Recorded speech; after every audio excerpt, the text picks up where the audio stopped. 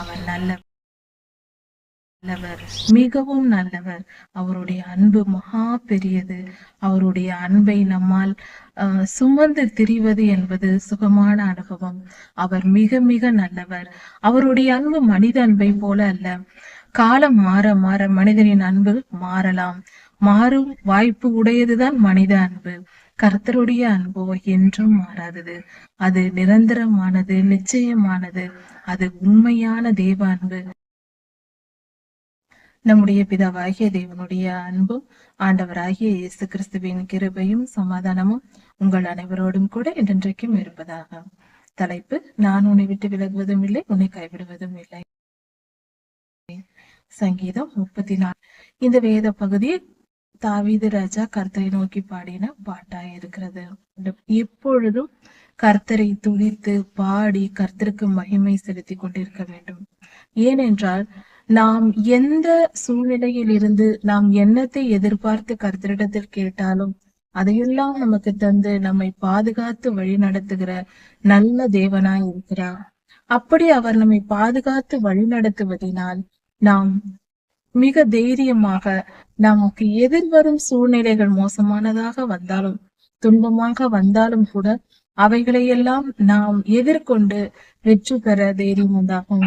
நாம் கர்த்தருக்குள் மேன்மை பாராட்ட வேண்டும். அப்படி என்றால் கர்த்தர் நம் தேவனாய் இருக்கிறார். அவர் நமக்கு செய்கிற கிருபைகள், அவர் நமக்கு கொடுக்கிற அவருடைய அன்பு நிமித்தம் நமக்கு செய்கிற செயல்கள், நமக்கு தருகிற பாதுகாப்பு, நமக்கு தருகிற எல்லா வித ஆசீர்வாதங்கள், இவைகளை குறித்து நாம் மேன்மை பாராட்ட வேண்டும்.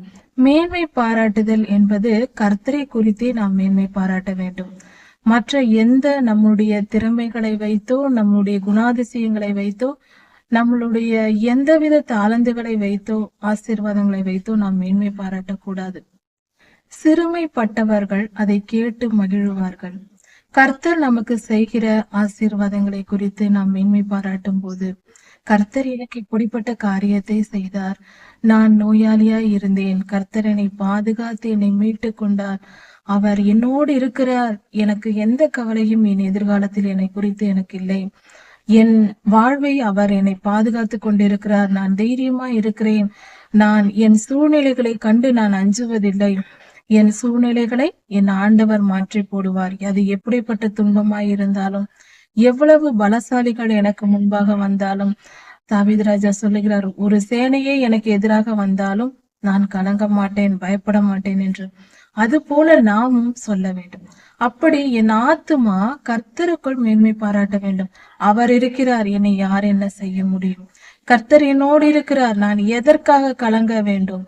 அவர் என்னோடு இருக்கும் போது எனக்கு என்ன கவலை என்று நாம் தைரியமாக இருப்பதும் கர்த்தரை குறித்து மேன்மை பாராட்டுவதற்கு சமமாய் இருக்கிறது. கர்த்தர் நம்மோடு இருக்கிறார் என்று நம்மை உயர்த்த வேண்டும். நாம் நம்மை தைரியப்படுத்த வேண்டும். அதற்கு பெயரே மேன்மை பாராட்டுதல். அப்படி நாம் செய்யும் போது அதை சிறுமைப்பட்டவர்கள் கேட்டு மகிழ்வார்கள். சிறுமையில், அதாவது துன்பத்திலும் துயரத்திலும் வேதனையிலும் தீர முடியாத பிரச்சனை என்ற நிலையில் இருப்பவர்கள் நாம் சொல்லுவதை, நாம் கர்த்தரை குறித்து மேன்மை பாராட்டுவதை பார்க்கும் பொழுது அவர்கள் மகிழ்ச்சி அடைவார்கள். ஏனென்றால் அவர்களுக்குள் அந்த விசுவாசம் பெருகும். நமக்குள் இருக்கிற அந்த விசுவாசம் அவர்களிடத்தில் வருவதில் தாவீது ராஜா பாடுகிற பாடலாய் இது இருக்கிறது. கர்த்தரை நான் எக்காலத்திலும் ஸ்தோத்தரிப்பேன், எல்லா காலங்களிலும் நான் கர்த்தரை ஸ்தோத்தரிப்பேன், அவரை துதித்து மகிழ்வேன். எப்பொழுதும் என்னுடைய வாயில் கர்த்தரை உயர்த்துகிற துதி இருக்கும், துதி பலி செலுத்திக் கொண்டே இருப்பேன். அப்படி நாம் துதி பலி செலுத்தும் பொழுது நமக்கு அந்த எல்லாவித சாத்தானின் கிரியைகளில் இருந்தும் நமக்கு விடுதலை கிடைக்கும். அவைகளிலிருந்து நாம் தப்பித்துக் கொள்ளலாம். துன்பங்களிலும் துயரங்கள், போராட்டங்கள் போன்ற எல்லா காரியங்களிலும் நாம் வெற்றி பெற முடியும். நாம் கர்த்தரை குறித்து மேன்மை பாராட்ட வேண்டும். எப்படி கர்த்தரை குறித்து மேன்மை பாராட்டுவது? கர்த்தர் நம்மோடு இருக்கிறார். அவர் கடந்த காலம் முழுவதும் நம்மை காப்பாற்றி வந்திருக்கிறார். அவர் செய்த நன்மைகளை நாம் அறிந்திருக்கிறோம், உணர்ந்திருக்கிறோம், அனுபவித்து சுகமாய் வாழ்ந்து கொண்டிருக்கிறோம். இந்த நிலையில் நாம் கர்த்தர் என்னோடு இருப்பதினால் என்னால் எதையும் செய்ய முடியும் என்கிற, அதாவது பரிசுத்தமாய் வாழ முடியும், என் எதிரிகளை வெற்றி பெற முடியும், இருளின் கிரியைகளை வெற்றி பெற முடியும் என்று நாம் மேன்மை பாராட்ட வேண்டும். நம் கர்த்தரை நம்பி இருப்பது, கர்த்தர் என்னோடு இருக்கிறார், அதனால் என்னால் இந்த காரியங்களை செய்ய முடியும். கர்த்தர் என்னோடு இருக்கிறார், அதனால் நான் இந்த காரியங்களை வெற்றி பெற்றேன் என்று மேன்மை பாராட்டுவதே, கர்த்தர் என்னோடு இருக்கிறார் என்று நாம் பெருமை பாராட்டுவதே மேன்மை பாராட்டுதலா இருக்கிறது. அப்படிதான் நாம் இருக்க வேண்டும். கர்த்தர் நம்மோடு இருக்கிறார், சகலத்தையும் அவர் செய்து முடிப்பார். இப்படி கர்த்தரை குறித்து நாம் மேன்மை பாராட்டும் பொழுது அதை கேட்கிற சிறுமைப்பட்டவர்கள், துன்பத்திலும் வேதனையிலும் பலவித நெருக்கடியான சூழ்நிலைகளிலும் இருப்பவர்கள் அதை கேட்டு மகிழ்வார்கள்.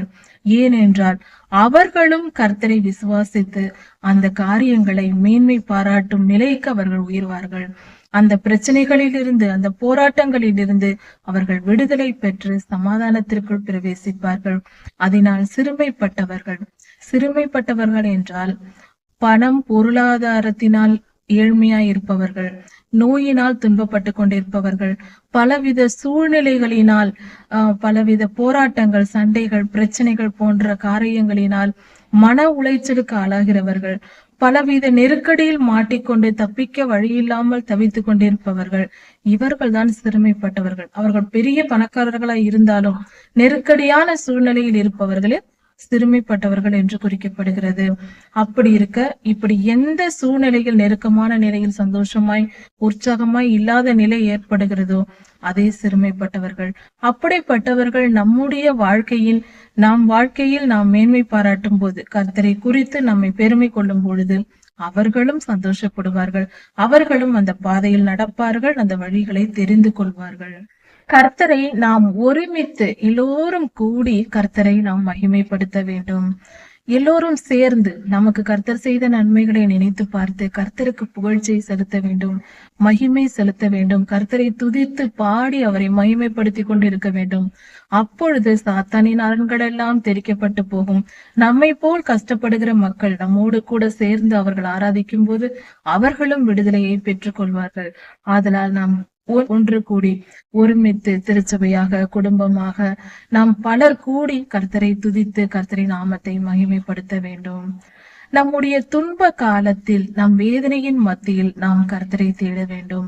அப்படி நாம் கர்த்தரை தேடும் பொழுது, நாம் அவரை நோக்கி ஜெபித்து நம் விண்ணப்பங்களை அவரிடத்தில் கொடுக்கும் பொழுது, கர்த்தாவே எனக்கு இந்த சூழ்நிலைகள் இருக்கிறது, என்னை காப்பாற்றும் என்று நாம் கேட்கும் போது நம் ஜெபத்தை கர்த்தர் கேட்கிறவராயிருக்கிறார்.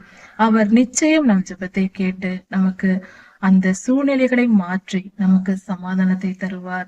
சந்தோஷமும் உற்சாகமும் பெருகும்படி செய்வார். அவர் நல்லவர், மிகவும் நல்லவர். அவருடைய அன்பு மகா பெரியது. அவருடைய அன்பை நம்மால் சுமந்து திரிவது என்பது சுகமான அனுபவம். அவர் மிக மிக நல்லவர். அவருடைய அன்பு மனித அன்பை போல அல்ல. மனிதனுடைய அன்பு ஒரு நேரத்தில் இருப்பது போல மற்ற நேரங்களில் இருக்காது. காலம் மாற மாற மனிதனின் அன்பு மாறலாம். மாறும் வாய்ப்பு உடையதுதான் மனித அன்பு. கர்த்தருடைய அன்போ என்றும் மாறாதது. அது நிரந்தரமானது, நிச்சயமானது. அது உண்மையான தேவ அன்பு. மனித அன்பு வேறு, தேவ அன்பு வேறு.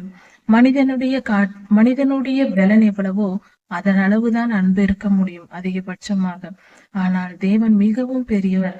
அவரால் எல்லா சூழ்நிலைகளையும், நாம் எவ்வளவு பாவம் செய்த போதும் அவர் அன்பை வெளிப்படுத்தி நம்மை மீட்டுக் கொண்டார். அதுபோல நம்மிடத்தில் எப்பொழுதும் அன்பு கூர்ந்து நம்மை பாதுகாக்க அவர் சித்தம் கொண்டிருக்கிறார். அவரை நாடி தேடி நாம் ஜெபிக்கும் பொழுது நமக்கு சகல ஐஸ்வர்யங்களையும் ஆசீர்வாதத்தையும் கொடுப்பார். நாம் பயப்படுகிற சூழ்நிலை ஏற்படும் பொழுது கர்த்தரை நோக்கி நாம் கூப்பிட்டால் நிச்சயம் அந்த பயத்திலிருந்து நமக்கு நீங்களாக்கி விடுவிப்பார். அந்த சூழ்நிலைகளை மாற்றி போட்டு நாம் பயப்படும் காரியம் நமக்கு நேரிடாதபடி நம்மை காத்துக் கொள்வார். பயம் வந்தால் பயப்படக்கூடாது. அது எந்த சூழ்நிலை எதுவாக இருந்தாலும் அதை உடனே கர்த்தரிடத்தில் தெரிவித்து விட்டு அந்த பயத்தை விட்டுவிட வேண்டும். கர்த்தருடைய பாதத்தில் நம் பிரச்சனைகளை சொல்லிவிட்டு அவர் நமக்கு செயல்பட நாம் விட்டுவிட வேண்டும்.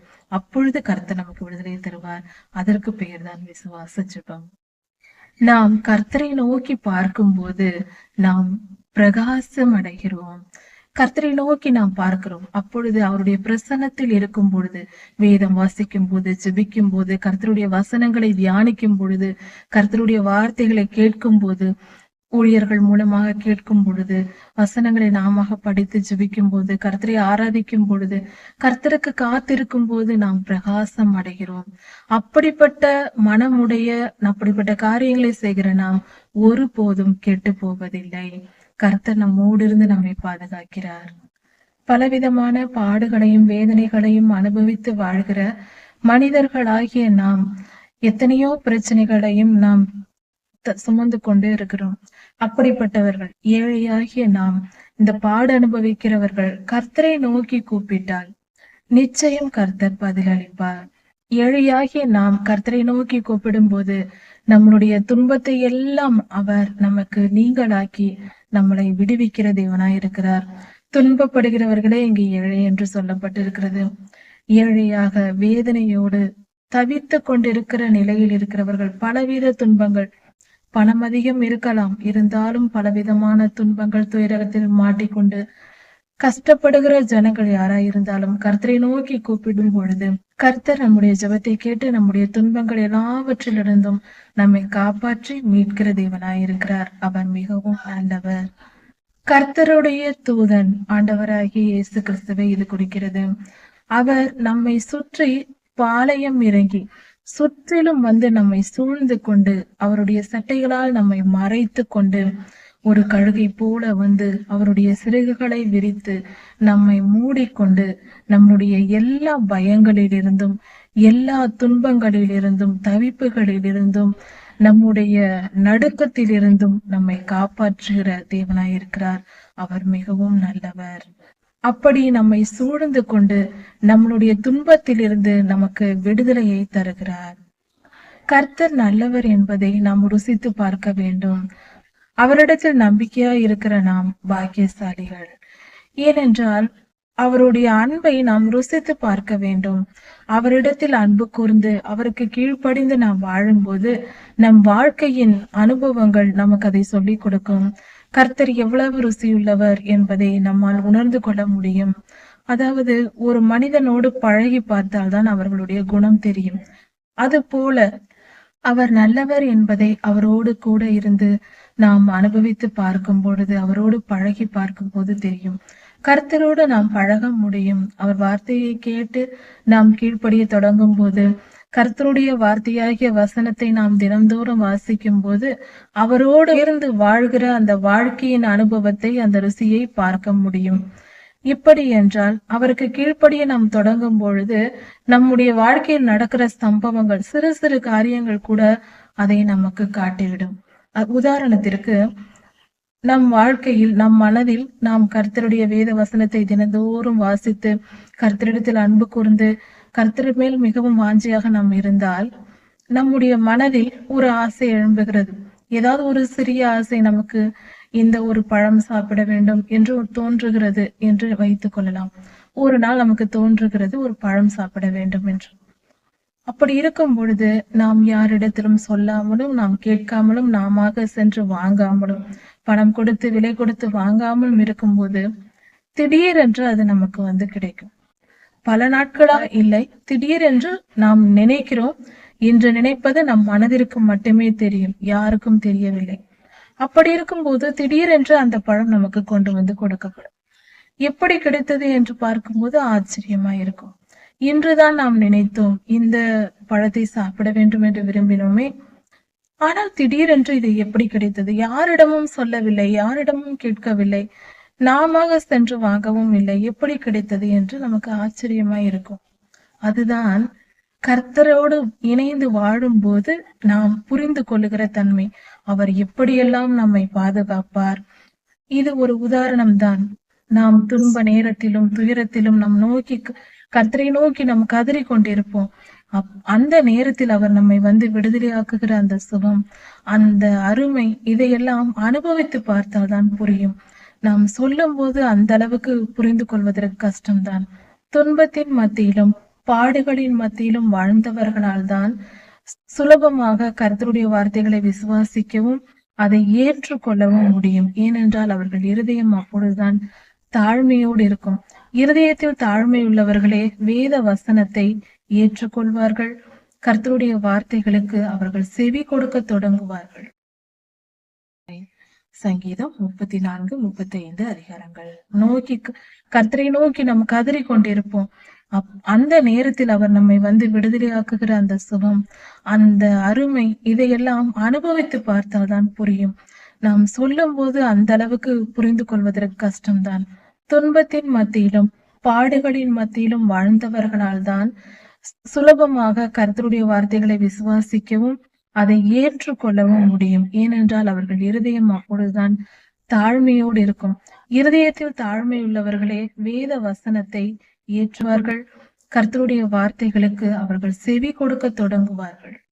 அதைதான் நாம் ருசித்து பார்க்க வேண்டும். கர்த்தரோடு இணைந்து பாருங்கள், அப்பொழுது அவர் ருசி தெரியும் என்று சொல்லப்படுகிறது. கர்த்தரிடத்தில் நம்பிக்கையாய் இருக்கிற மனிதன் பாக்கியவான். அவன் அனுபவிக்கிற அந்த வாழ்க்கை மிகவும் சந்தோஷமானதாக, நிறைவானதாக, இன்னும் சொல்ல போனால் நிம்மதி உள்ளதாக இருக்கும். மிகப்பெரிய நிம்மதி அவனுடைய இருதயத்தில் இருக்கும். அவனுடைய சூழ்நிலைகள் எப்படி வேண்டுமானாலும் இருக்கலாம். எல்லாரை போல எல்லா மனிதர்களுக்கும் வருகிற சூழ்நிலைகள் அவனுக்கும் வரும், நல்லவர்களுக்கும் வரும், நீதிமான்களுக்கும் வரும். ஆனாலும் அவர்கள் எல்லா துன்பத்திலிருந்தும் விடுதலையாக்கப்பட்டு சுகமாய் இருப்பார்கள். அதுவே கர்த்தர் தருகிற ஆசீர்வாதம். அவர்களை பாக்கியசாலிகள். கர்த்தருடைய பரிசுத்தவான்கள் அனைவரும் கர்த்தருக்கு பயந்திருக்க வேண்டும். கர்த்தருக்கு பயந்தவர்களுக்கு ஒரு குறைவும் வராது. நிறைவான வாழ்வு அவர்களுக்கு இருக்கும். கர்த்தருக்கு பயந்து நடக்க வேண்டியது நம்முடைய வேலை. நாம் கர்த்தருக்கு பயந்து அவருக்கு கீழ்ப்படிந்து, கர்த்தருக்கு பயந்து என்றால் பாவத்திற்கு நாம் கர்த்தருக்கு பயந்தவர்களாய் இருந்தால் கர்த்தருடைய காரியத்தில் நாம் ஜாக்கிரதையா இருக்க வேண்டும். நம்முடைய வாழ்க்கையில் நாம் கர்த்தருக்கு பிரியமானதை மட்டுமே செய்ய வேண்டும். நாம் தவறாக நடந்தால், கர்த்தருடைய வசனத்தை மீறி நடந்தால் கர்த்தர் கோபப்படுவார், அவர் நம்மை அடிப்பார், நமக்கு துன்பம் வரும் என்கிற பயம் நமக்குள் இருந்தால் அப்படிப்பட்டவர்களுக்கு ஒரு குறைவும் வராதாம். இது வேதம் சொல்லுகிறது. நாம் கர்த்தருக்கு பயந்து பாவத்தை விட்டு விலகி நடக்கும் பொழுது, பரிசுத்த பாதையில் வாழும் போது, நம் இருதயத்தில் அவருக்கு பயப்படுகிற பயம் இருக்கும் பொழுது நமக்கு ஒரு குறைவும் வராது. நாம் துணிந்து பாவம் செய்ய போகக்கூடாது. கர்த்தர் இருக்கிறார், அவர் பார்த்து கொண்டிருக்கிறார், நான் ஒரு பாவமும் செய்ய மாட்டேன் என்று சிறு பிள்ளையை போல பயந்து நாம் அடங்கி நடக்கும் பொழுது நமக்கு ஒரு குறைவும் இல்லாத நிறைவான வாழ்க்கை இருக்கும். சிங்கத்தின் குட்டிகள் கூட தாழ்ச்சி அடைந்து பட்டினியாய் கிடக்குமாம்.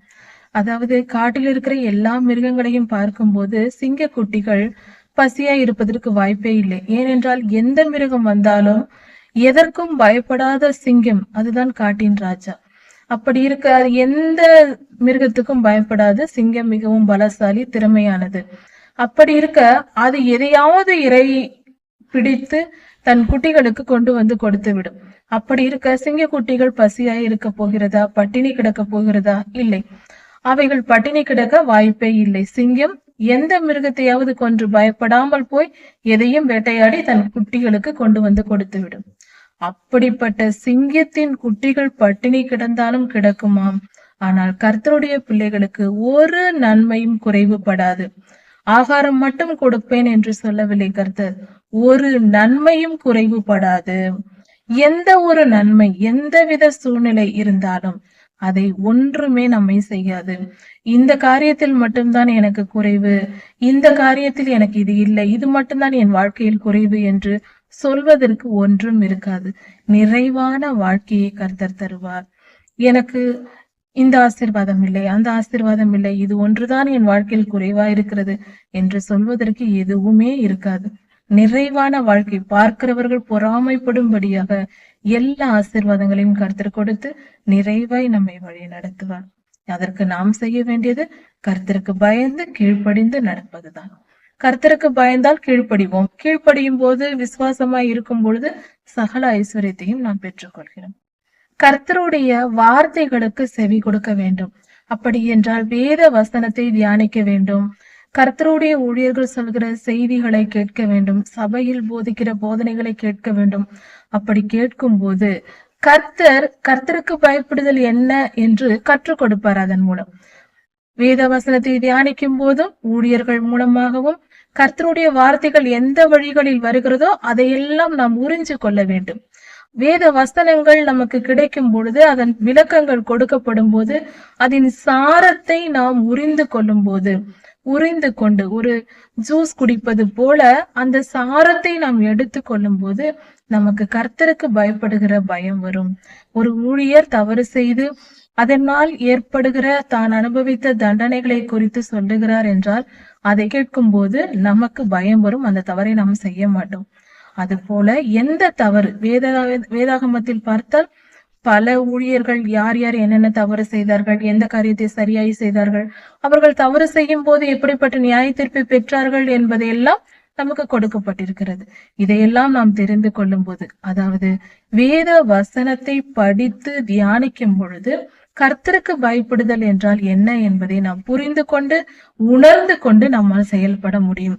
பரிசுத்தமாய் வாழ வேண்டும், குறைவில்லாத வாழ்க்கை வாழ வேண்டும் என்றால் அதற்கு ஒரே வழி வேத வசனத்தை தியானிப்பதுதான். தினந்தோறும் வேத வசனத்தை தியானிக்க வேண்டும். வருடத்தில் ஒரு முறையாவது முழுமையாய் வேதத்தை படிக்க வேண்டும். முதல் 10 ஆதியாகமம் முதல் வெளிப்படுத்தல் வரை ஒவ்வொரு வருடமும் ஒரு முறையாவது முழுமையாக படிக்க வேண்டும். அப்படி நாம் செய்யும் பொழுது கர்த்தருடைய ஆசீர்வாதத்தை நாம் பெற்றுக்கொள்ளலாம். ஒரு குறைவும் இல்லாத நன்மையான வாழ்க்கையை பெற்றுக்கொள்ளலாம். ஒருவேளை நம் வாழ்க்கையில் ஏதாவது குறைகள் இருந்தால், இப்பொழுது எனக்கு குறைகள் இருக்கிறது என்றால் இன்றே வேத வசனத்தை எடுத்து தியானித்து அதன்படி வாழ முயற்சி செய்யும் பொழுது கர்த்தர் நமக்கு உதவி செய்வார். கர்த்தருக்கு பயந்து நடப்போம். அப்பொழுது எல்லா குறைவுகளும் நீங்கி நன்மையை பெற்றுக்கொள்ளலாம். ஆசீர்வாதத்தை கர்த்தரிடத்திலிருந்து பெற்றுக்கொள்ள வேண்டும் என்றால் கர்த்தருக்கு பயந்து நடப்பதே ஒரே வழி. கர்த்தருக்கு பயப்படுதலை எப்படி கற்றுக்கொள்வது? வேத வசனத்தை தியானிக்க வேண்டும். அதை தினந்தோறும் படிக்க வேண்டும். முழுமையாய் எல்லா அதிகாரங்களையும் படிக்க வேண்டும். வேதத்தின் முதல் பக்கத்தில் இருந்து கடைசி வரை படிக்க வேண்டும். அப்படி நாம் செய்யும் பொழுது கர்த்தருடைய ஆசீர்வாதத்தை பெற்றுக்கொள்ள முடியும். நன்மையாக, சந்தோஷமாக, நீடித்த ஆயுளோடு வாழ வேண்டும் என்று விரும்புகிற மனிதன் யார்? நீடித்த ஆயுளோடு நீண்ட காலம் நான் வாழ வேண்டும் என்று விரும்புகிறவர் யார்? அப்படி நீங்கள் வாழ வேண்டும் என்று விரும்பினால் கபடமான பேச்சு பேசக்கூடாது. நம் நாவை காத்து கொள்ள வேண்டும். நம்முடைய நாவை பொல்லாப்புக்கு விலக்கி காத்து கொள்ள வேண்டும். பொல்லாப்பு என்றால் சாத்தானின் கிரியைகள், பொய் வார்த்தை, கெட்ட வார்த்தை. அதாவது நம்முடைய பேச்சு பரிசுத்தமானதா இருக்க வேண்டும். சத்தியமான வார்த்தைகளை பேச வேண்டும். உண்மையாய் நேர்மையாய் வாழ வேண்டும். அப்படி நம்முடைய வார்த்தைகளினால் அடுத்தவரை காயப்படுத்த கூடாது போன்ற எல்லா தீமையான செயல்கள், நம் நாவு சுத்திகரிக்கப்பட்டதா இருக்க வேண்டும். தீமையான எல்லா செயல்களும் நம்மை விட்டு அகன்று போக வேண்டும், நம்மிடத்தில் இருக்கக்கூடாது. அப்படி நம்மளுடைய மனம் பரிசுத்தமாக, நம்மளுடைய நாவு பரிசுத்தமாக இருந்தால் நீடித்த நாட்களை நாம் விரும்பலாம். நீண்ட ஆயுளோடு சந்தோஷத்துடனும் சமாதானத்துடனும் நம்மால் வாழ முடியும். அதற்கு இதுதான் வழி என்று வேதம் சொல்லுகிறது. நம்முடைய மனதில் கபடம் இருக்கக்கூடாது. உள்ளதை உள்ளதென்றும் இல்லதை இல்லதென்றும் சொல்லி குழந்தையின் மனதை போல நாம் இருக்க வேண்டும். அதாவது கிரிமினலாக யோசிக்க கூடாது, பிளான் பண்ணி பேசக்கூடாது. எதற்கெடுத்தாலும் திட்டமிட்டு பேசுவது, ஒருவரை பார்த்து இவர்களிடத்தில் இப்படிதான் நடந்து கொள்ள வேண்டும், இவர்களிடத்தில் இப்படிதான் பேச வேண்டும், இப்படிதான் இந்த சூழ்நிலையில் இருக்க வேண்டும் என்று திட்டமிட்டு செயல்படுவதுதான் கபடமுள்ள வாழ்க்கை. அது கூடவே கூடாது. உள்ளதை உள்ளதென்று மனதில் அந்த நேரத்தில் நமக்கு ஒருவர் மேல் கோபப்பட்டாலும் கூட, கோபம் வந்தாலும் கூட உடனே கோபத்தை வெளிப்படுத்தி விட வேண்டும். உண்மையாய் இருக்க வேண்டும், நேர்மையாய் இருக்க வேண்டும். பிறர் மனதை காயப்படுத்த கூடாது. முன்கோபமும் கூடாது, அதுவும் தவறு. அதனால் தெளிவுள்ள மனதுள்ளவர்களாய் பேச்சில் பொய்யிருக்க கூடாது, நடத்தையிலும் பொய்யிருக்க கூடாது, நம்முடைய வாழ்க்கையிலும் பொய்யிருக்க கூடாது, நடிக்க கூடாது, ஏமாற்றக்கூடாது. உண்மையும் உத்தமமாய் வாழ வேண்டும். அப்பொழுது நமக்கு நீடித்த ஆயுளை கர்த்தர் தருவேன் என்று சொல்லுகிறார். தீமையை விட்டு விலக வேண்டும். தீமை செய்வதை, பிறருக்கு தீமை செய்வதை விட்டுவிட்டு நாம் அதை விட்டு விலகி வந்து நன்மையை செய்ய வேண்டும். எல்லோருக்கும் நம்மால் முடிந்த நன்மைகளை நாம் செய்ய வேண்டும். சமாதானமாய் எல்லோருடனும் வாழ விரும்ப வேண்டும். சமாதானத்தை தேட வேண்டும். ஒருவருக்கொருவர் சமாதானத்தை உண்டு பண்ண வேண்டும். அப்படி சமாதானத்தை தேடி நேர்மையுமாய் உண்மையுமாய் பலருக்கு நன்மை செய்து தீமையை விட்டு விலகினால் நம் வாழ்க்கை நிச்சயம் நீடித்த ஆயுளுடன் சமாதானமாய் இருக்கும்.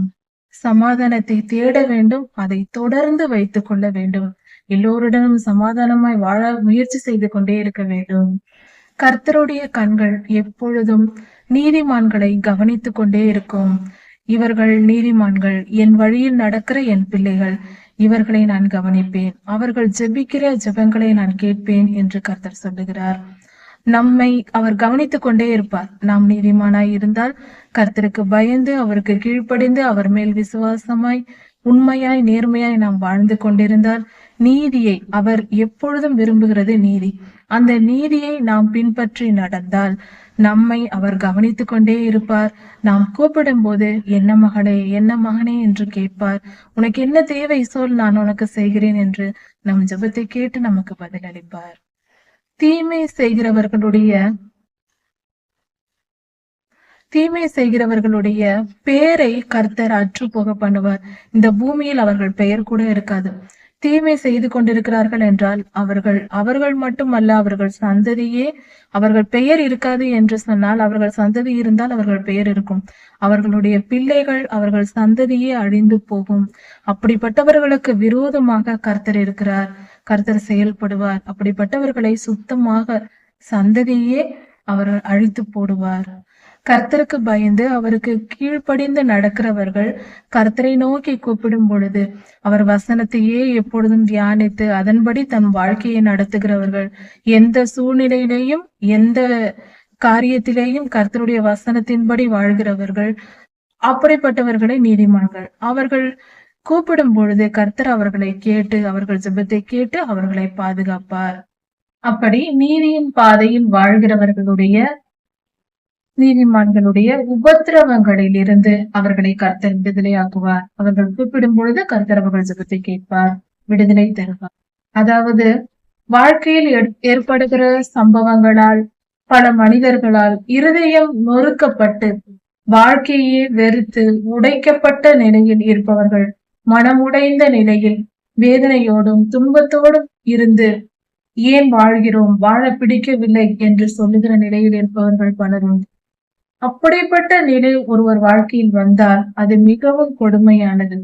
அந்த நிலையில் இருப்பவர்களையும் கர்த்தர் நோக்கி பார்த்து அவர்களை பாதுகாத்து அவர்கள் இருதயத்தை குணப்படுத்த வல்லமையுடையவர். அவர் நிச்சயம் அந்த காரியங்களை செய்கிறார். இருதயம் துன்பத்தினால் நொறுக்கப்பட்டிருக்கிறவர்களிடத்தில் அவர் பக்கத்தில் போய் அவர்கள் அருகில் சென்று அவர்களை நெருங்கி வந்து, நொறுங்குண்ட ஆவி, அந்த ஆவி சிதைக்கப்பட்ட நிலையில் இருக்கும். பலருடைய துன்புறுத்தினால், துரோகத்தினால், பலவித கொடுமைகளினால் அவர்கள் ஏன் வாழ்கிறோம் நம்பி ஏமாந்திருப்பார்கள் யாரையாவது. இப்படிப்பட்ட நிலையில் இருப்பவர்களை விடுதலையை தருகிறார். அப்படிப்பட்ட நீதிமான்களுடைய எலும்புகள் முறிக்கப்படுவதில்லை. அதை எல்லாவற்றையும் அவர் பாதுகாக்கிறார். எலும்புகள் முறிக்கப்படும் நிலை அவர்களுக்கு வராது. அவைகளை காப்பாற்றி அவர்களை எலும்புகளை பலமுள்ளதாக்குகிறார். மிகப்பெரிய துன்பங்கள் வந்து அவர்களை சேதப்படுத்த முடியாது. தீமை துன்மார்க்கனை கொள்ளும். ஒரு துன்மார்க்கன் தீமை செய்து கொண்டே இருந்தால் அவன் செயல்களை அவனை கொன்று போடும். அவனுடைய செயல்கள் தான் அவனை கொல்ல போகிறது, மற்றவர்கள் அல்ல. அவனுடைய செயல்கள், அவனுடைய பாவமான செயல்கள், தீமையான செயல்களே அவனை கொன்று போடும். நீதிமானை பகைக்கிறவர்கள் குற்றவாளிகள் ஆவார்கள். ஒரு நீதிமான் இருக்கும்போது நீதிமானை பகைத்தால் அவர்கள் குற்றவாளிகள். கர்த்தருடைய பார்வையில் அவர்கள் குற்றவாளிகளாய் இருக்கிறார்கள். அவர்களுக்கு சரியான தண்டனையை கர்த்தர் தருவார். கர்த்தர் தம்முடைய ஊழியக்காரரின், உண்மையான கர்த்தருடைய ஊழியக்காரரின் ஆத்துமாவை மீட்டு கொள்ளுகிறார். அதாவது ஆத்தும மீட்பு என்பது அவர்களை நரகத்தில் விடமாட்டார். உண்மையாய் கர்த்தருக்கு நாம் ஊழியம் செய்து கொண்டிருந்தால் அவர்களை நரகத்தில் அவர் விட்டுவிட மாட்டார். நம்மை தேற்றி நம்மை நிச்சயம் பரலோகத்தில் சேர்த்துக் கொள்வார். உண்மையாய் கர்த்தருக்கு ஊழியம் செய்தவர், மற்றவர்களை அல்ல, உண்மையாய் இருந்தால் அப்படிப்பட்டவர்களை அவர் விடவே மாட்டார். அவரை நம்புகிற ஒருவன் மேலும் குற்றம் சுமராது. கர்த்தரை நாம் நம்பி இருக்கும் பொழுது நாம் எப்பொழுதும் குற்றவாளிகளாக மாட்டோம். கர்த்தருடைய வழிகளில் நடந்தால் நாம் குற்றவாளிகளாக மாட்டோம். அக்னி கடலுக்கும் நாம் தப்பித்துக் கொள்வோம். அங்கு செல்ல அவசியம் இருக்காது. கர்த்தர் நம்மை நிச்சயம் மீட்டுக் கொள்வார். நரகாக்கினை கிடையாது. உண்மையாய் நாம் கர்த்தருக்கு ஊழியம் செய்தால் கர்த்தருடைய ராஜ்யத்தில் சேர்வோம். அக்னி கடலுக்கு தப்பித்துக் கொள்வோம். தாவீது ராஜா செய்த ஜெபம் இந்த இடத்தில் கொடுக்கப்பட்டிருக்கிறது பாடலாக. கர்த்தரை நோக்கி நாமும் இப்படியே ஜெபிப்போம். கர்த்தாவே, என் சத்துருக்களுக்கு எதிராக நீர் வந்து எனக்காக யுத்தம் செய்து என்னை காப்பாற்றும். என் மனதிற்கு நான் உன் பாதுகாப்பு, நான் உன்னிடத்தில் இருக்கிறேன், நான் உன்னை பாதுகாப்பேன் என்று எனக்கு சொல்லும். ஆயுதங்களை ஏந்தி என் சத்துருக்களோடு நீர் யுத்தம் செய்யும், என்னை காப்பாற்றும். என்னை கொல்ல வேண்டும் என்று நினைக்கிறவர்கள், அதற்காக போராடுகிறவர்கள் வெட்கப்பட்டு போகட்டும் கர்த்தாவே. அவர்கள் என்னை எதிர்க்க நினைத்து, என்னை அழிக்க நினைத்து வெட்கப்பட்டு தலைகுனிந்து போவார்களாக. அவர்கள் தோற்று போவார்களாக. அவர்களுடைய திட்டங்கள் எல்லாம் தோற்று போகட்டும். நீர் என்னோடிருந்து என்னை பாதுகாத்துக் கொள்ளும். காற்றில் பறக்கும் தானியங்களின் பதர்களைப் போல பறந்து போகட்டும். அவர்கள் நிலையில்லாமல் கடந்து போகட்டும். கர்த்தருடைய தூதன் அவர்களை துரத்தட்டும். கர்த்தாவே, என் சத்துருக்களை துரத்தி போடும். உம்முடைய தூதர்களை அனுப்பும். அவர்கள் அந்த துன்மார்க்கரை, தீயவர்களை துரத்தி போடட்டும். அவர்களுடைய வழி இருளாய் இருக்கட்டும்.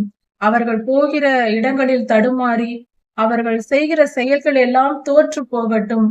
அவர்கள் என்ன செய்கிறார்கள் என்று புரியாமலே அவர்கள் தோற்று போய் அவர்களுடைய திட்டங்கள் பாழாகட்டும். கர்த்தருடைய தூதன் அவர்களை துரத்தட்டும். காரணமே இல்லாமல் நான் யாருக்கும் எந்த தீங்கும் செய்யவில்லை, நான் ஒரு தீங்கும் செய்யாதிருக்கும் போதே அவர்கள் எனக்காக படுகுழி வெட்டி அதில் கண்ணியை வைத்து வலையை வைத்து என்னை பிடிக்க நினைக்கிறார்கள். நான் அவர்களுக்கு ஒரு தீங்கும் செய்யவில்லை. அப்படி இருந்தும் எனக்கு தீமை செய்து என்னை கொன்று போடவும், என்னை அழித்து போடவும், என்னை துடிக்க வைக்கிறார்கள்.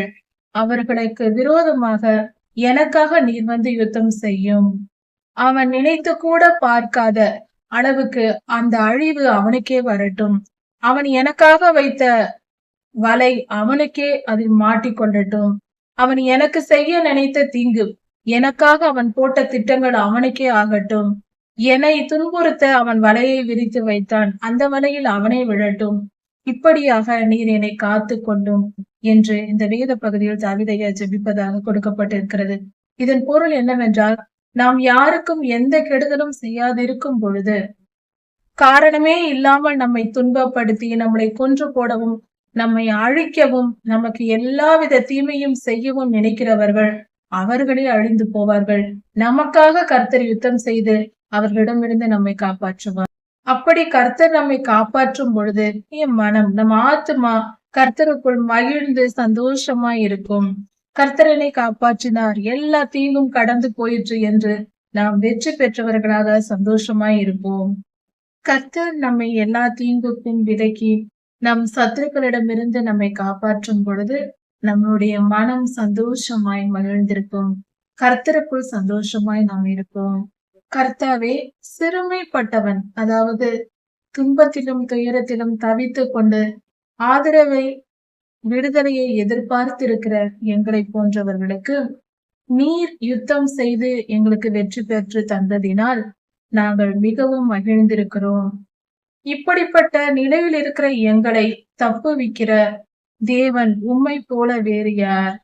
உமக்கு ஒப்பானவர் யார்? உம்மை போல யாரால் எங்களை காப்பாற்ற முடியும் என்று என்னுடைய எலும்புகள் எல்லாம் சொல்லுகிறது.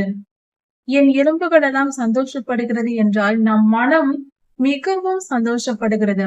நம்முடைய ஆவி மிகவும் சந்தோஷப்படுகிறது. அதாவது நம் எலும்புகளில் ஆவி ஆதிக்கம் செலுத்துகிறது, சம்பந்தப்பட்டிருக்கிறது என்று சொல்லலாம். நம் ரத்தம் ஆத்மாவில் சம்பந்தப்பட்டிருக்கிறது என்று சொல்லலாம். நம்முடைய சதை மாம்ச எண்ணங்களுக்கு சம்பந்தப்பட்டிருக்கிறது, தொடர்பு இருக்கிறது, நெருங்கிய தொடர்பு இருக்கிறது. அப்படிப்பட்ட பாடுள்ள நிலையில் இருக்கிற எங்களை காப்பாற்ற உம்மை போல யாரால் முடியும்? அந்த அளவுக்கு நீர் எங்களை காப்பாற்றுகிறீர் தேவனே என்று சந்தோஷமாய் நம்முடைய எலும்புகள் எல்லாம் சந்தோஷப்பட்டு பூரிக்கணும். கொடுமையான சாட்சிகள் எழும்பி எங்களுக்கு விரோதமாக கொடுமைப்படுத்தி கொடுமையான மிக கொடூரமான சாட்சிகள் எழும்புகிறார்கள். அவர்கள் எழும்பி நாங்கள் ஒரு தீமையும் செய்யவில்லை, ஆனாலும் பொய்யாய் சாட்சிகள் எழும்பி எனக்கு தெரியாத விஷயத்தை என்னிடத்தில் கேட்கிறார்கள். நான் ஒரு பாவமும் செய்யவில்லை, அதை குறித்து என்னவென்று கூட எனக்கு தெரியாது. ஆனால் நாம் மனமே அறிந்திருக்காது அந்த விஷயத்தை. அப்படி என்றால் என்ன என்று கூட நமக்கு தெரியாது. அப்படிப்பட்ட ஒரு விஷயத்தை, அப்படிப்பட்ட பாவத்தை நீ செய்தாய், நீ ஏன் இப்படி செய்தாய் என்று நம்மிடத்தில் கேட்பார்கள். நமக்கு அப்படி ஒரு செயல் இருப்பதாக கூட நமக்கு தெரியாது. அப்படிப்பட்ட நிலையில் பொய்யாய் சாட்சிகள் எழும்பி நீ இதை செய்தாய், இந்த காரியத்தை சொன்னாய், இப்படி பேசினாய், இப்படி செய்தாய் என்று வீண் பழி வரும். நான் நன்மை செய்தேன், ஆனால் அவர்களோ எனக்கு தீமை செய்ய பார்க்கிறார்கள். என் ஆத்துமாவை திக்கற்று போக பண்ணுகிறார்கள். என் மனதை உடைத்து நொறுக்கி நான் சோர்ந்து போய் விழுந்து விடும்படியாக, என் வாழ்க்கையின் அடுத்த நிலைகளுக்கு நான் செல்லாதபடிக்கு, முயற்சி செய்ய கூட முடியாதபடிக்கு மனமுடைந்து போக என்னை பண்ணுகிறார்கள். அவர்கள் வியாதியாய் இருந்த போது நான் ரட்டுடுத்தி உபவாசித்து ஜெபித்தேன். அவர்களுக்காக நான் உபவாசித்து ஜெபித்து கர்த்தரை நோக்கி வேண்டிக் கொண்டேன். அவர்கள் துன்மார்க்கர், தீயவர்கள். ஆனால் நானோ அவர்களுக்காக வேண்டிக் கொண்டேன். என் ஜெபம் மீண்டும் என் மடியில் வந்தது. கர்த்தர் என் ஜெபத்தை ஏற்றுக்கொள்ளவில்லை என்று வேதம் சொல்லுகிறது. அதாவது துன்மார்க்கருக்காக நாம் செய்கிற ஜெபங்கள் ஏற்றுக்கொள்ளப்படுவதில்லை என்று தெரிகிறது. நாம் துன்மார்க்கருக்காக, தீயவர்களுக்காக, கர்த்தருடைய வழிகளை அறியாமலும் அதற்கு கீழ்ப்படியாமலும் கர்த்தருக்கு பயப்படாமலும் கர்த்தருக்கு விரோதமாய் பேசுவது, செயல்படுவது போன்ற காரியங்களை செய்கிறவர்களுக்காக நாம் அவர்களை ஆசீர்வதியும் என்று ஜெபிக்க கூடாது. அப்படியே நாம் ஜெபித்தாலும் அந்த ஜெபம் நமக்கு திரும்ப வந்துவிடும். கர்த்தர் அதை ஏற்றுக்கொள்ள மாட்டார். இப்பொழுது எனக்கு விரோதமாய் செயல்படுகிற என் எதிரியை நான் என் சகோதரனாகவும் என் நண்பனாகவும் நினைத்தேன், பழகினேன். அவனுக்காக நான் அவ்வளவு உதவி செய்தேன். தாயை இழந்தவன் துக்கிக்கிறது போல, அதாவது தாயை இழந்து தவிக்கிறவன் துக்கமாய் இருப்பது போல நான் துக்கமாய் இருந்தேன். அவர்கள் வேதனையில் இருந்த பொழுது நான் உபவாசித்து ஜெபித்து நான் கர்த்தரை நோக்கி வேண்டிக் கொண்டேன். கர்த்தர் என் ஜெபத்தை எனக்கு திருப்பி அனுப்பினார். என் மடியிலேயே வந்துவிட்டது. ஆனால் என் ஆபத்து காலத்திலோ அவர்கள் ஒன்று கூடி சந்தோஷப்படுகிறார்கள். கேவலமான ஜனங்கள் எல்லாம் ஒன்று கூடி தவறான வாழ்க்கை வாழ்வது, பாவத்தை செய்வது, தீய எண்ணம் கொண்டு பலருக்கு தீமை செய்வது, இப்படிப்பட்ட ஜனங்கள் எல்லாம் ஒன்று கூடி என்னை நிந்திக்கிறார்கள், என்னை வேதனைப்படுத்துகிறார்கள், என்னை திட்டிக் கொண்டே இருக்கிறார்கள், என்னை கொடுமைப்படுத்துகிறார்கள்.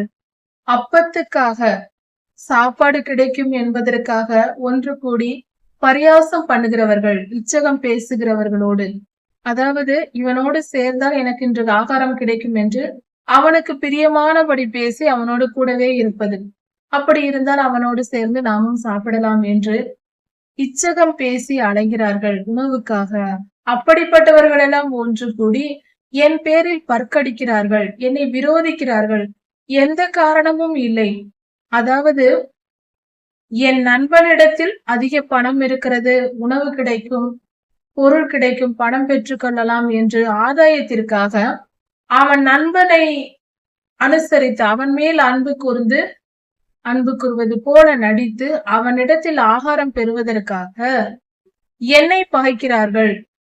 கர்த்தாவே, எது வரைக்கும் இதை பார்த்து கொண்டிருப்பீர்? என்னை காப்பாற்றும். சிங்கத்தின் வாயிலிருந்து காப்பாற்றுவது போல இந்த துன்மார்க்கரிடமிருந்து என்னை காப்பாற்றும். மகா சபையிலே உம்மை துதிப்பேன். பலர் முன்பாக நான் உம்மை துதித்து மகிமைப்படுத்துவேன். சபையில் உம்மை துதித்து ஆராதிப்பேன். இப்படியாக கர்த்தாவே, உமக்கு நான் நன்றி செலுத்துவேன். பலர் முன்பாக நான் நன்றி செலுத்துவேன். என் எதிரிகளிடமிருந்து என்னை காப்பாற்றும். சிங்க குட்டிகளின் வாயிலிருந்து ஆகாரத்தை காப்பாற்றுவது போல என்னை காப்பாற்றும். என் கொடுமை பெரியதாய் இருக்கிறது, என்னால் தாங்க முடியவில்லை. இந்த சூழ்நிலையில் இன்றும் நாம் வாழ்ந்து கொண்டிருக்கலாம். நாமும் இப்படி ஜெபித்து கர்த்தரிடம் விடுதலையை பெற்றுக் கொள்ளலாம். காரணமே இல்லாமல் என்னை பகைக்கிறவர்கள், நான் ஒருவருக்கும் தீங்கு செய்யாது இருக்கும் பொழுதே அவர்கள் என்னை பகைத்து எனக்கு துன்பம் விளைவிக்கிறார்கள், என்னை கொன்று போட பார்க்கிறார்கள். அப்படி இருக்க கர்த்தாவே, அவர்கள் அழிந்து போகும்படி செய்யும், அவர்களை அழித்து போடும், அவர்கள் கண் சிமிட்டாமல் போவார்களாக என்று இந்த இடத்தில் கொடுக்கப்பட்டிருக்கிறது. இப்படியாக நம் சத்துருக்களை கர்த்தர் அழித்து போடுவார், அந்த தீமையை அகற்றி போடுவார். காரணம் இல்லாமல் சத்ருவானவர்கள் நமக்கு நாம் எந்த தீங்கும் செய்திருக்க மாட்டோம், அவர்களுக்கும் நமக்கும் சம்பந்தமே இருக்காது. ஆனால் நம்மை பாய்த்து கொண்டிருப்பார்கள். அதற்கு காரணம் அவர்களுக்குள் இருக்கிற பொல்லாத ஆவிகளே. அந்த பொல்லாத ஆவிகள் அழிக்கப்பட வேண்டும் என்பதே நம்முடைய ஜெபமாய் இருக்க வேண்டும். மனிதர்களை அல்ல, இந்த பொல்லாத ஆவிகளை.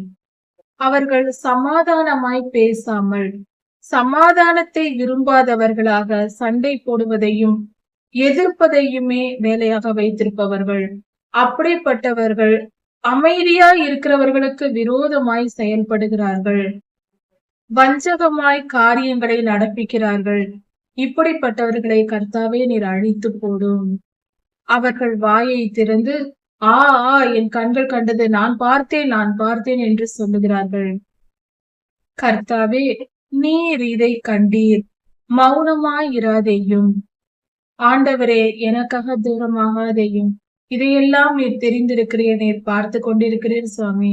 இனியும் அமைதியாய் இராதேயும், எனக்காக எழும்பி யுத்தம் செய்யும். கர்த்தாவே, எனக்காக நீர் விழித்துக் கொண்டு எழுந்திரும், எனக்காக யுத்தம் செய்யும், எனக்கு நியாயம் கிடைக்கும்படி எனக்காக வழக்காடும். ஆண்டவராகிய இயேசு கிறிஸ்துவை நோக்கி சொல்லுகிறார், என் தேவனாகிய கர்த்தாவே, உம்முடைய நீதியின்படி, உம்முடைய நீதி நியாயங்களின்படி எனக்கு நியாயம் விசாரியும். என் பட்சத்தில் ஒரு குற்றமும் இல்லை, நான் ஒரு பாவமும் செய்யவில்லை. எந்த காரணமும் அவர்களால் சொல்லக்கூட முடியாது. அப்படி இருந்தும் என்னை பகைத்து என்னை கொன்று போட நினைக்கிறார்கள், வீண் பழி என் மேல் சுமத்துகிறார்கள். என்னை பார்த்து அவர்கள் சந்தோஷப்படாதபடிக்கு இவனை அழித்து விட்டேன், இவனை ஜெயித்து விட்டேன், நான் நினைத்தது போல இவனை எந்த காரணமும் இல்லாமல் ஜெயித்து விட்டு அவனை கொன்று போட்டேன், அவனை அழித்து போட்டேன் என்று சொல்லி அவர்கள் சந்தோஷப்படாதபடி, உம்மை நம்பியிருக்கிற என்னை வெட்கப்பட்டு போகாதபடி என்னை காப்பாற்றும். அவர்கள் என் சத்துருக்கள் எழும்பி ஆ ஆ இதுதான், இவர்கள் நான் நினைத்தது நடந்து விட்டது, அப்படியே நடக்க வேண்டும், இப்படியே நடந்து விட்டது, நாங்கள் ஆசைப்பட்டதெல்லாம் நிறைவேறி விட்டது, அவன் அழிந்து போனான், அவனை ஒன்றுமில்லாமல் போக செய்து விட்டோம் என்று அவர்கள் சந்தோஷப்படாதபடி எனக்காக எழும்பி யுத்தம் செய்யும். அவனை விழுங்கி விட்டோம் என்று அவர்கள் பேசாதபடிக்கு செய்யும். எனக்கு நேரிட்ட ஆபத்துகளுக்கு, எனக்கு வந்த ஆபத்துகளுக்கெல்லாம் என் ஆபத்துகளை நினைத்து, நான் படுகிற துன்பத்தை நினைத்து சந்தோஷப்பட்டவர்கள் எல்லோரும் வெட்கப்பட்டு போகட்டும். எனக்கு விரோதமாய் தீங்கு நினைத்தவர்கள் வெட்கப்பட்டு போவார்களாக, அவர்கள் தாழ்த்தப்பட்டு போவார்களாக. என் நீதி விளங்க செய்கிறவர்கள், என் நீதி விளங்க காத்திருக்கிறவர்கள், என் நீதியை அறிந்தவர்கள், எனக்கு ஆதரவாய் நினைப்பவர்கள் எல்லோரும் சந்தோஷப்படுவார்களாக. தம்முடைய ஊழியக்காரனுடைய சுகத்தை விரும்புகிற கர்த்தரவர் என்று உம்மை துதித்து பாடுவார்களாக, உமக்கு நன்றி செலுத்துவார்களாக.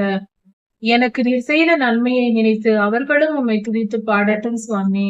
என்னுடைய நாவு எப்பொழுதும் உம்முடைய நீதியையும் துதியையும் சொல்லிக்கொண்டே இருக்கும். நீர் எவ்வளவு நீதி உள்ளவர் என்பதையும், உம்முடைய வார்த்தைகளுக்கு, உம்முடைய செயல்களுக்கு நன்றியையும் துதி பலியையும் சொல்லிக்கொண்டே இருக்கும், எப்பொழுதும் செய்து கொண்டிருப்போம்.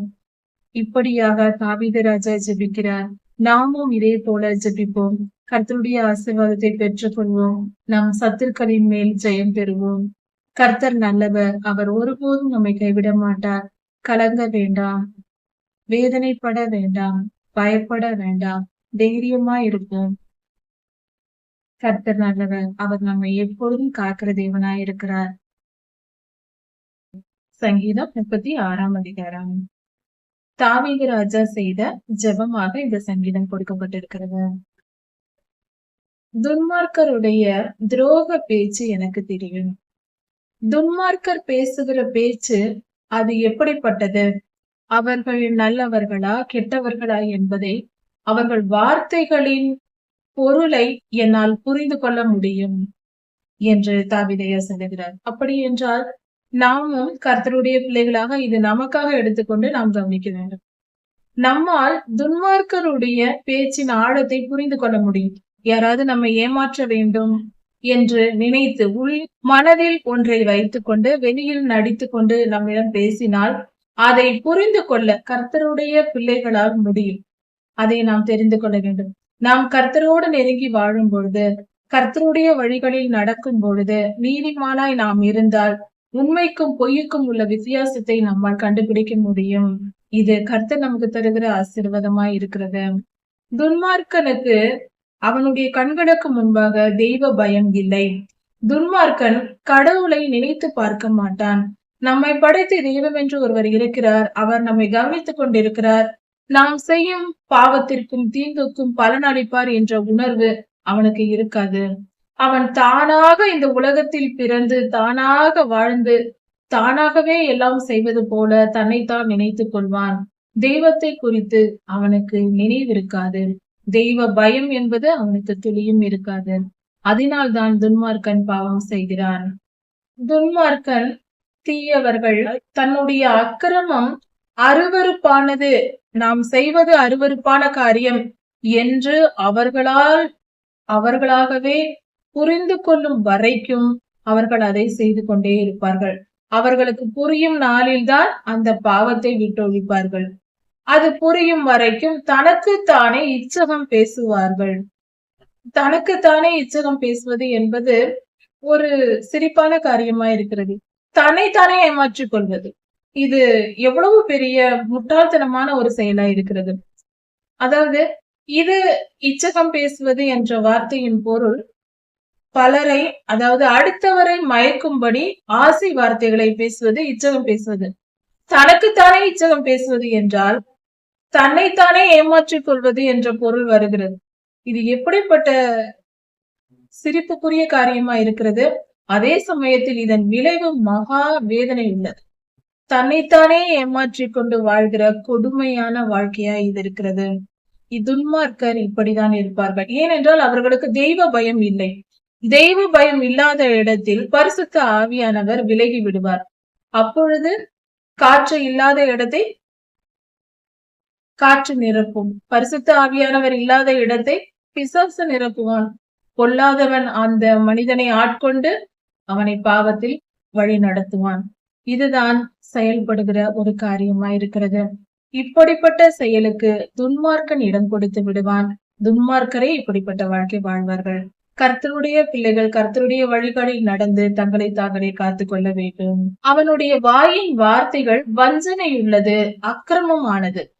வஞ்சனையாய் பேசுவான், அக்கிரமமாய் நடந்து கொள்வான். இது எப்படிப்பட்டதா இருக்கிறது? அக்கிரமம் செய்ய துணிந்து செய்வது, வஞ்சனை பேச்சு. அப்படி என்றால் ஏமாற்றும் அளவுக்கு பேசுவது, எதையாவது சொல்லி மயக்கி பேசி எப்படியாவது ஏமாற்றி விடுவது. இப்படிப்பட்ட காரியத்தை துன்மார்க்கர் செய்வார்கள். துன்மார்க்கர் புத்தியாய் நடக்கவும் மாட்டார்கள், நன்மை செய்வதையும் விட்டு விடுவார்கள். துன்மார்க்கன் தன் படுக்கையிலே அவன் யோசிப்பானான், சிந்திப்பானான், எப்படியெல்லாம் நாம் துன்மார்க்கமாய் செயல்படலாம் என்று யோசித்து திட்டமிட்டு செயல்படுவான். நல்லது இல்லாத வழி, தீமையான வழியில் நடந்து பொல்லாப்பை விடவே மாட்டானாம், இறுக்கி பிடித்துக் கொள்வான். துன்மார்க்கனுடைய செயலாய் இருக்கிறது. தன் படுக்கையிலே நினைத்து படுத்துக்கொண்டு திட்டமிட்டு கொண்டிருப்பானான், அந்த பொல்லாப்பை எப்படி விடாமல் இருக்கலாம் என்று. கர்த்தாவே, உமது கிருபை வான மண்டலம் வரைக்கும் இருக்கிறது. இன்று நமக்கு இது சுலபமான காரியம், ஓரளவு சுலபம் என்று சொல்லலாம். ஏனென்றால் விஞ்ஞான வளர்ச்சியுள்ள இந்த காலத்தில் விஞ்ஞானிகளின் டெலஸ்கோப் மூலமாக பல காரியங்கள் நமக்கு சொல்லப்படுகிறது. அதாவது வான மண்டலத்தில் இருக்கிற கேலக்சிகளை பற்றியும், கோள்களை பற்றியும், நட்சத்திரங்களில் ஏற்படுகிற மாற்றத்தை பற்றியும், பிளாக் ஹோல், நெபுலா போன்ற காரியங்களை குறித்து நமக்கு வெளிப்படையாக ஒரு போட்டோ ஆதாரத்துடன் நமக்கு காட்டப்படுகிறது. இதையெல்லாம் நம்மால் பார்த்து புரிந்து கொள்ள முடிகிறது. இதையெல்லாம் கவனிக்கும் போது கர்த்தருடைய கிருபை விளங்குகிறது. இன்றும் கூட விஞ்ஞானிகள் எல்லா இடத்தையும் ஆராய்ந்து பார்த்து ஒரு இடத்திலும் தண்ணீரும் இல்லை, காற்றும் இல்லை, மனித வாழ்வுக்கு ஏற்ற இடம் இல்லை. மிகவும் போராட்டமாக தான் இருக்கிறது. நாம் பூமியில் வாழ்வது போல வேறெங்கும் சுலபமாக வாழ முடியாது. அப்படிப்பட்ட சூழ்நிலை வானமண்டலம் முழுவதும் இருக்கிறது. இதை பார்க்கும்போது கர்த்தர் நம்மேல் எவ்வளவு கிருபை வைத்திருக்கிறார் என்பது தெரிகிறது. பூமி எந்த அளவுக்கு நாம் பாதுகாப்பா இருக்கிறோம், நமக்கு ஏற்ற தட்பவெப்ப நிலையை கொடுத்து நம்மை பாதுகாத்து வருகிறார். அது மட்டுமல்ல, இன்னும் வானத்தில் பல ரகசியங்கள் இருக்கிறது. இந்த வசனத்தின் ஆழத்தை நாம் நோண்டி பார்க்கும் பொழுது அது எங்கேயோ போய் முடியும். வான மண்டலத்தில் இருக்கிற கிரகங்களின் அமைப்பு, அவைகளின் ஈர்ப்பு விசை, அவைகளுடைய செயல்பாடுகள், பிளாக் ஹோல் போன்ற காரியங்கள், அவைகள் அழிவுக்கு நேரானது. இப்படி ஒவ்வொரு காரியமும் யூனிவர்ஸ் விரிந்து கொண்டே போகிறது. நட்சத்திரங்கள் ஏன் இயங்கிக் கொண்டே இருக்கிறது, வானத்தில் உள்ளவைகள் எல்லாம் உயிரோட்டமா இருப்பதற்கான காரணம் என்ன? இப்படியெல்லாம் ஆராய்ந்து பார்த்தால் அது எவ்வளவு பெரிய காரியங்கள் இருக்கிறது. இதெல்லாம் கர்த்தருடைய சுத்த கிருபை விளங்கும். அதை நீங்கள் பார்த்து தெரிந்து கொள்ளலாம் என்று தாவீதையா அந்த காலத்திலேயே எழுதி வைத்திருக்கிறார். உங்களுடைய சத்தியங்கள் மேகம் மண்டலம் வரைக்கும், மேகம் வரைக்கும் எட்டுகிறது. அந்த அளவுக்கு உயர்வானது. கர்த்தருடைய சத்தியம் மேகம் வரைக்கும் உயர்ந்தது. அந்த அளவுக்கு மிக உயரமானது. கர்த்தாவே, உம்முடைய சத்தியம் விளங்குகிறது. உம்முடைய நீதி நியாயங்களின்படி நடக்கிறவர்களுக்கு நீர் தரும் ஆசீர்வாதம் அப்படிப்பட்டதா இருக்கிறது என்று சொல்லும். கர்த்தாவே, உமது நீதி மகத்தான பர்வதங்கள் போல் இருக்கிறது. மிக உயரமான பர்வதங்கள், இமயமலை, எவரெஸ்ட் சிகரங்கள் போன்ற அவ்வளவு உயரமான இடங்களை போல உம்முடைய மகிமை இருக்கிறது. உம்முடைய நீதி மகா பர்வதங்களை போல் இருக்கிறது. நீர் அந்த அளவுக்கு நீதியாய் நியாயம் தீர்க்கிறீர். இந்த உலகத்தில் ஒவ்வொரு மனிதனுடைய நற்செயல்களுக்கும் தீய செயல்களுக்கும் கர்த்தர் நீதியாய் நியாயம் தீர்க்கிறார். அந்த நீதி எப்படிப்பட்டதா இருக்கிறது? கொஞ்சம் நீதி அல்ல, ஓரளவு மட்டும் அல்ல, இவ்வளவுதான் என்று சொல்லும் அளவுக்கு அல்ல.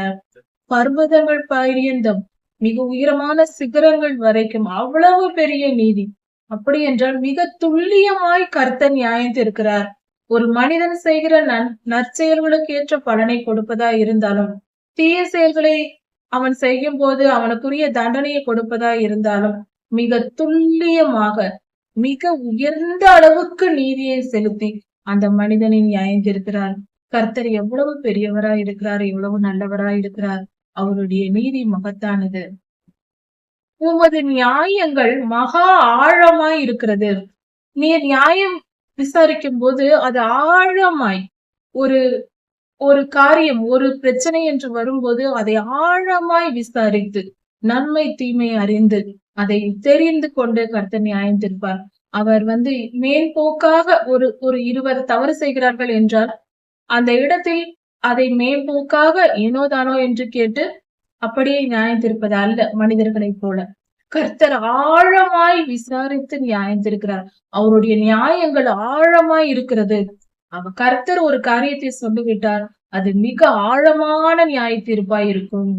இப்பொழுதும் இயற்கை சீற்றங்கள் ஏற்படும் பொழுது, சுனாமியோ, நிலநடுக்கமோ, எரிமலை வெடிப்போ இப்படியெல்லாம் ஏற்படும் பொழுது, புயல், புழுதி காற்று இப்படியெல்லாம் வரும்போது மக்கள் கர்த்தரை தூஷிப்பதும் பெருமையான வார்த்தைகளை பேசுகிறார்கள். கர்த்தருடைய நீதி நியாயங்களை அறிந்தவர் யார்? இதெல்லாம் வருகிறது என்றால் அதற்கு முன்பாக மனிதன் என்னென்னலாம் செய்திருப்பான் என்பதை யோசித்து பார்க்க வேண்டும். அங்கு அழிக்கப்பட்ட அந்த இடங்கள், பாதிக்கப்பட்ட இடங்களை விசாரித்து பார்த்தால் தெரியும், அங்கு அவ்வளவு பெரிய பாவங்கள் நிறைவேறி இருக்கும். அதை அழிக்கும்படியாகவே கர்த்தர் இப்படிப்பட்ட இயற்கை சீற்றங்களை அனுப்புகிறார். கர்த்தரை குறித்து குறை சொல்வதற்கும் எதிர்கேள்வி கேட்பதற்கும் மனிதனுக்கு எவனுக்கும் தகுதி கிடையாது. அதனால் அதை விட்டு கர்த்தருக்கு கீழ்ப்படிந்து ஆராய்ந்து வேண்டுமானால் தெரிந்து கொள்ளலாம். கர்த்தாவே, மனுஷரையும் மிருகங்களையும் நீரே காப்பாற்றுகிறேன். மனிதர்களாகட்டும் மிருகங்களாகட்டும் இந்த பூமியில் இருக்கிற எல்லா ஜீவன்களையும் கர்த்தரை காப்பாற்றுகிறார். கர்த்தாவே, உம்முடைய கிருபை மிகவும் பெரியது. அதனால் மனிதர்களாகிய நாங்கள் அண்டை அண்டிக் கொள்கிறோம். உம்முடைய சிட்டைகளின் கீழ் ஒளிந்து கொள்கிறோம். நாங்கள் உம்முடைய கிருபையினால் பிழைத்திருக்கிறோம். கர்த்தரை நாம் அண்டி பிழைத்து கொண்டால் நாம் பிழைப்பதற்கு அது ஒன்றே வழி. கர்த்தரை அண்டிக் கொள்ள வேண்டும். அவர் கிருபை நிறைந்தவர். அவரை நாம் துதித்து பாடி ஆராதித்து அவருடைய வழிகளில் நடக்க தொடங்கிவிட்டால் கர்த்தர் நம்மை முழுமையாய் பாதுகாத்துக் கொள்வார். எல்லா பொல்லாப்புக்கும் நீங்கி நம்மை காப்பாற்ற அவர் கிருபை உள்ளவராயிருக்கிறார். அவருடைய கிருபையின் நிமித்தம் நாம் அவரை அண்டிக் கொள்ளலாம். அது நமக்கு கொடுக்கப்படுகிற ஒரு வாய்ப்பு. அதை நாம் பயன்படுத்திக் கொண்டு நம்மை நாம் காப்பாற்றிக் கொள்ளலாம். உமது ஆலயத்தில் உள்ள சம்பூரணத்தினால் திருப்தி அடைகிறார்கள். கர்த்தருடைய ஆலயத்தில் உள்ள சம்பூரணம் தேவ பிரசன்னத்தினாலும் கர்த்தருடைய வரங்களினாலும் கிருபையினாலும் அவர் நமக்கு தருகிற எல்லா வித ஆவிக்குரிய காரியங்களினாலும் ஆவிக்குரிய பலன்களினாலும் ஆவிக்குரிய ஆசீர்வாதங்களினாலும் நாம் திருப்தி அடைவோம். திருப்தியாய் நம்மை போஷிப்பார். கர்த்தர் நம் சரீரத்தை மாத்திரமல்ல, நம் வயிற்றுக்கு ஆகாரத்தை மாத்திரமல்ல, நம் ஆத்தும பசியையும் தீர்க்கிற நல்ல தேவனாய் இருக்கிறார். அவருடைய ஆலயத்தின் சம்பூர்ணத்தினால் நாம் திருப்தி அடைகிறோம். உன்னுடைய பேரின்ப நதியினால் அவர்கள் தாகத்தை தீர்க்கிறீர். பேரின்பத்தை கொடுத்து கர்த்தர் தருகிற பேரின்பம். உலக இன்பங்கள் சிற்றின்பங்கள் அவைகள் நிரந்தரமானவை அல்ல. கொஞ்ச காலம் வந்து போகிறது. அது நம்ம ஏமாற்றி விட்டு போகும். சில நேரம் வரும், சில துளிமணி நேரங்கள் இருக்கலாம், அது சென்றுவிடும். அந்த இன்பம் நிரந்தரமற்றது, எதுவும் நிலைத்திருக்காது. ஆனால் கர்த்தர் தருகிற இன்பமோ பேரின்பமாய் இருக்கிறது. அது நம்மை முழுமையாய் திருப்தி அடைய பண்ணும். திருப்தியாய் நம்மால் வாழ முடியும். அப்படிப்பட்ட பேரின்ப நதியினால் நம்மை திருப்திப்படுத்துகிற தேவனாய் இருக்கிறார்.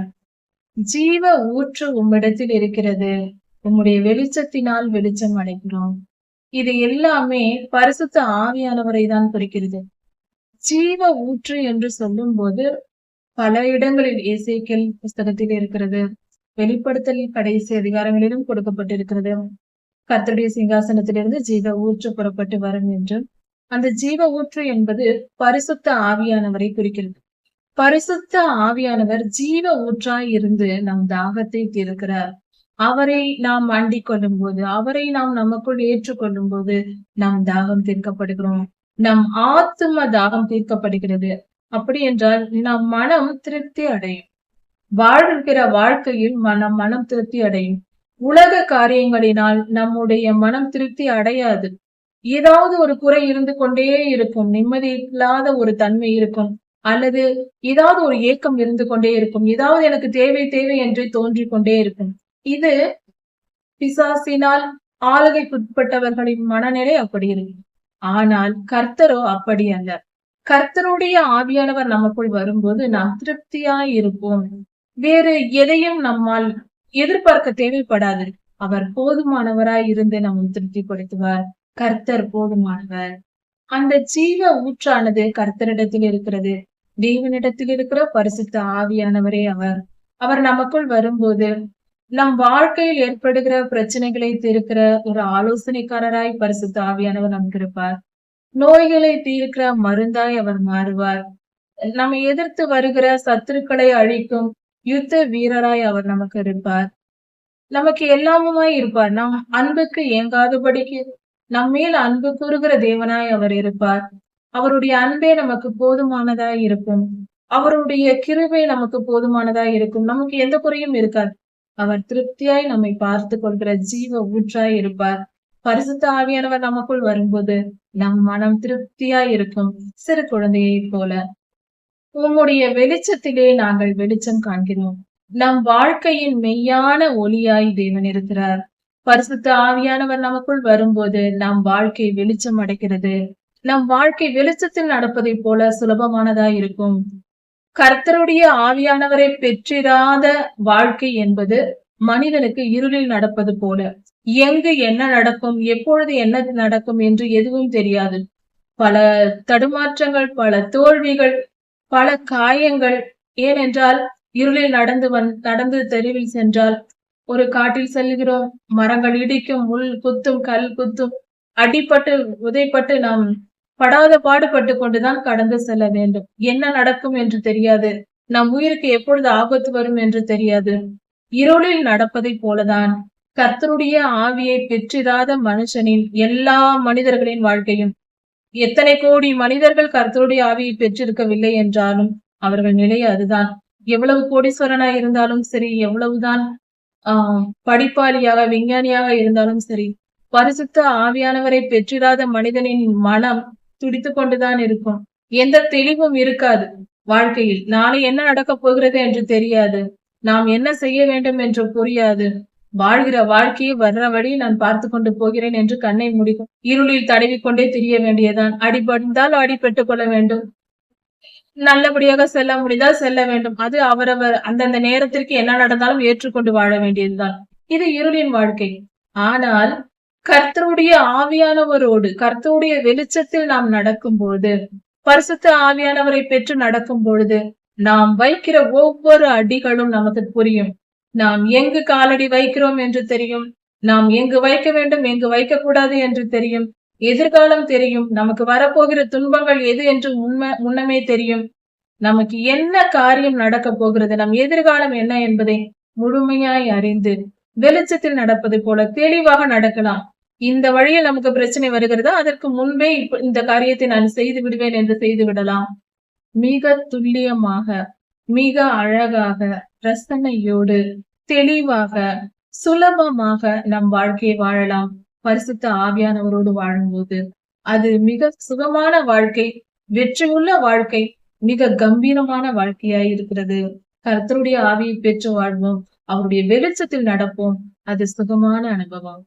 உம்மை அறிந்தவர்கள் மேல் உமது கிருபையையும், உம்மை அறிந்தவர்கள் மேல் உம்முடைய கிருபையை காட்டும் ஆண்டவரே.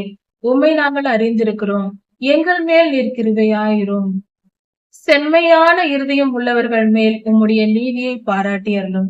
அப்படி என்றால் செம்மையான இருதயம் உடையவர்கள் என்றால் அன்பு நிறைந்தவர்கள், செழிப்பான இருதயம்.